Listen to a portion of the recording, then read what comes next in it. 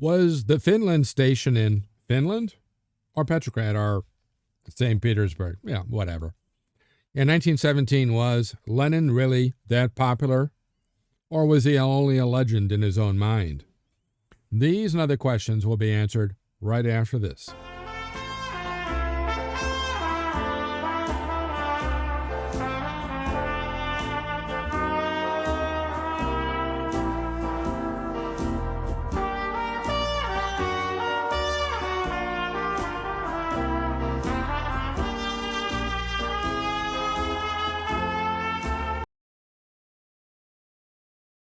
I am Professor Jerome Arkenberg, and I've been teaching a wide variety of history courses at colleges across this country for the past 30 years. In this video, I'm going to tell you about how the 1917 March Russian Revolution began, the abdication of the Tsar, and the proclamation of the First Russian Republic, the conflict between the Provisional Government and the Petrograd Soviet, the Provisional Government's fatal mistake, the arrival of Lenin and Trotsky in Russia, the failed July 1917 revolution, and the Provisional Government's second fatal mistake, and finally, the failed Kornilov Coup. At the end, I'll have the wrap-up quote on this video. But first, make sure to click like, share, and especially subscribe, and that little bell thingy, so I can continue to bring you more great videos just like this one.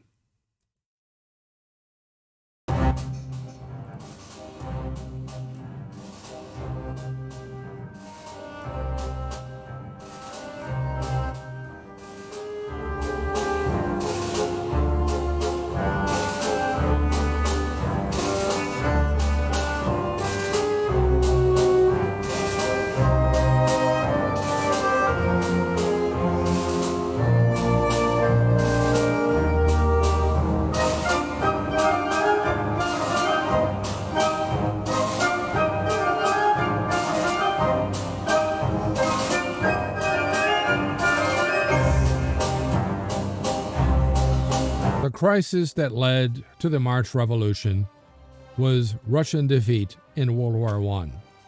From the massive 1914 defeats in East Prussia, at the battles of Tannenberg and the Masurian Lakes, to the 1915 loss of Poland, and the Pyrrhic victory of the 1916 Brusilov offensive. By early 1917, rumors of treason in high places had undermined morale, as the government seemed run by corrupt fools who preferred defeat to constitutional government with real rights. Worsened by the Tsar's decision to take personal command of the army when he clearly had no idea what to do. To all this was added grave economic difficulties, as by 1917, despite Russia's vast agricultural capability, in 1900, for example, Russian wheat fed all of Russia and Eastern Europe. But by 1917, its people were starving with the breakdown of its quite primitive rail network. On March 19, 1917, the women of Petrograd, the renamed St. Petersburg, did just as the women of Paris did to march to Versailles. These women, the women of Petrograd, marched to the Winter Palace, demanding bread for their families. In response, worried about an uprising, that same day, the Tsar dissolved the Duma. The next day, after news broke that the Tsar had dissolved the Duma, a large crowd gathered in the city center, refused to disperse, and were then repeatedly attacked by the Cossacks. On the 11th, after the Duma refused to dissolve until the Tsar granted another written constitution, fighting spread across the city until the Garrison mutinied and rushed to the defense of the Duma at the Tauride Palace.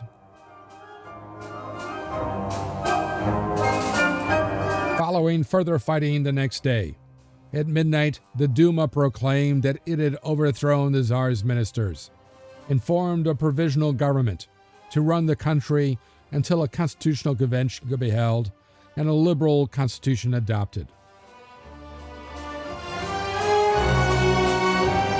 On the 14th, the Tsar, at his headquarters at the front, tried to return to the capital, but was stopped at Pskov on the Duma's orders and forced to abdicate, which he did for both himself and his son Alexei, in favor of his brother, the popular Grand Duke Michael. When the Grand Duke Michael declined the throne the next day, on February 15th, the Duma proclaimed Russia a republic. The Tsar and his family were arrested a few days later.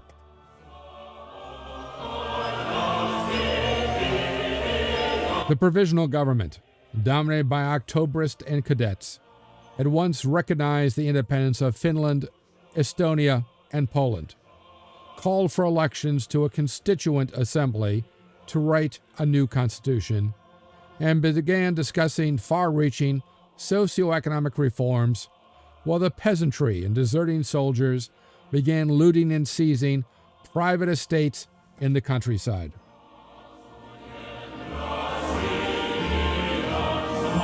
However, the Provisional Government found itself in conflict with the Petrograd Soviet, dominated by Mensheviks and social revolutionaries, which, through local councils in cities, towns, and army units, essentially controlled the railroads, the telegraph, and the postal service, and, effectively, the army itself.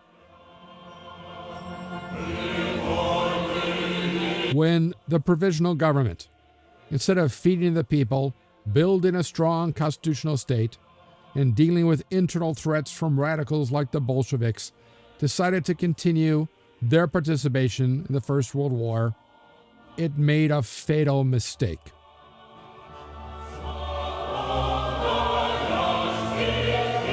By the end of the year, all the gains of the 1916 offensive were lost. German armies had pushed deep into the Ukraine and Latvia, and the important naval base at Riga had fallen.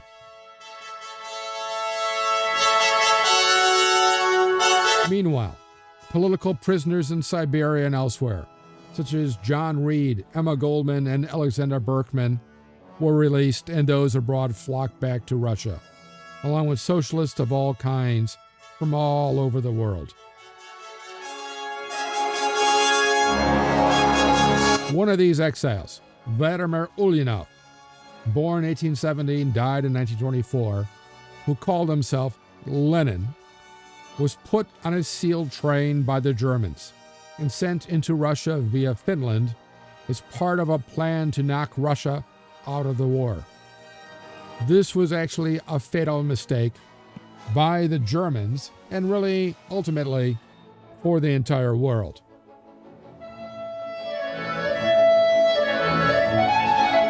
Lenin was from an old, upper-middle-class Russian family, whose older brother had been executed as a revolutionary, while the father of Lev Bronstein, born in 1879, assassinated in 1940, who called himself Trotsky, was a wealthy Moscow merchant.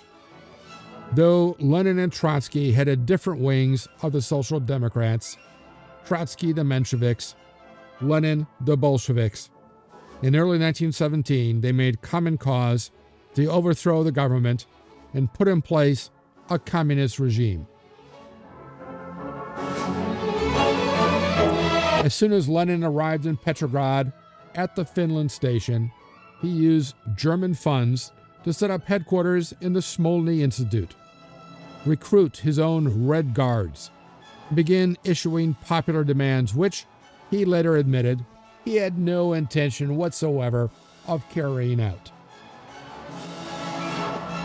These demands included peace now, the war's immediate end, all power to the Soviets, giving all government power to the local councils, bread and land, at once seizing all land from all wealthy, religious, and aristocratic landowners to be given at once to the peasantry, Power to the people!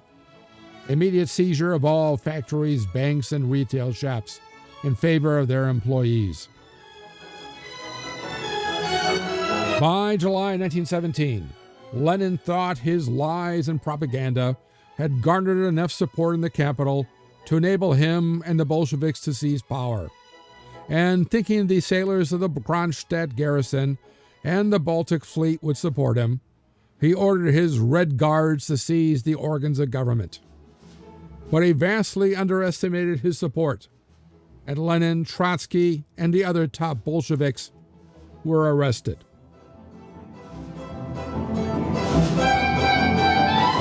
But the Provisional Government, torn by internal dissension, overestimated Lenin's support and made their second fatal mistake. They let Lenin and Trotsky escape to Finland and released the other plotters within a week.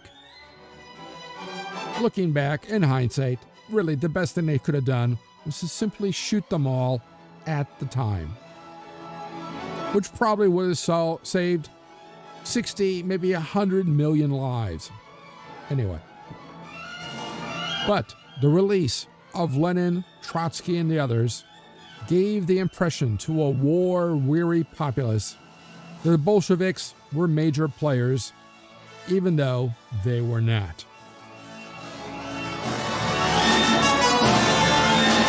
Needing a strong hand to run the country, the Provisional Government appointed Alexander Kerensky, born in 1881, died in 1970, originally a Trubetskoy, eventually a right social revolutionary, to run the government.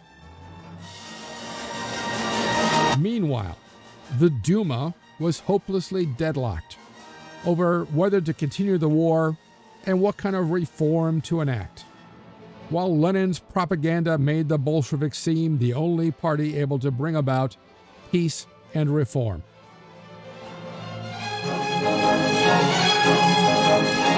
Then, in September of 1917, General Lev Kornilov, shown here, commander-in-chief of the Russian army, unsuccessfully attempted a coup, which was stopped only by the forces of the Petrograd Soviet. Kornilov fled, but Kerensky's government was fatally weakened.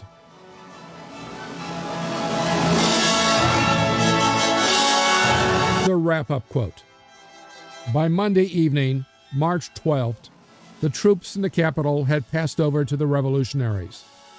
The Tsar attempted to return to the capital, but was stopped at the railway station in Pskov, shown here. A deputation arrived from the Duma and told the Tsar that there was no knowing what might happen unless he immediately abdicated the throne in favor of his son. The Tsar listened, showing no temper, regret, or surprise. At the end of their speech, he declared that he refused the succession for his son, not wishing to separate himself in the Tsarina from their boy, but said he would indeed abdicate, but in favor of his brother Michael. On the morning of the 15th, the Grand Duke Michael refused the throne. The revolution had lasted but a week. After the abdication was proclaimed, suddenly order seemed to emerge from the chaos. People went freely about the city. All the shooting ceased. The imperial arms were removed from shops and palaces, and this without much show of violence or hatred. There had been comparatively little destruction of property and little drunkenness or loss of life. Over the whole country, the news of the revolution was received with a thankfulness almost religious, and order reigned everywhere. Countess Speransky, 1917. Let me know what you think of this quote in the comments section below. Also, what you liked about this video and what other historical topics or subjects you'd like to see in future videos. Be sure to click like, share, especially subscribe, as it will help me bring you more great videos. And make sure to click on that little bell thingy so you'll know when the next History Waits for No One video is posted. If you want to know more, there are recommended studies on this topic in the description below, along with other ways to connect with me. Thanks for watching, and I'll see you in the past.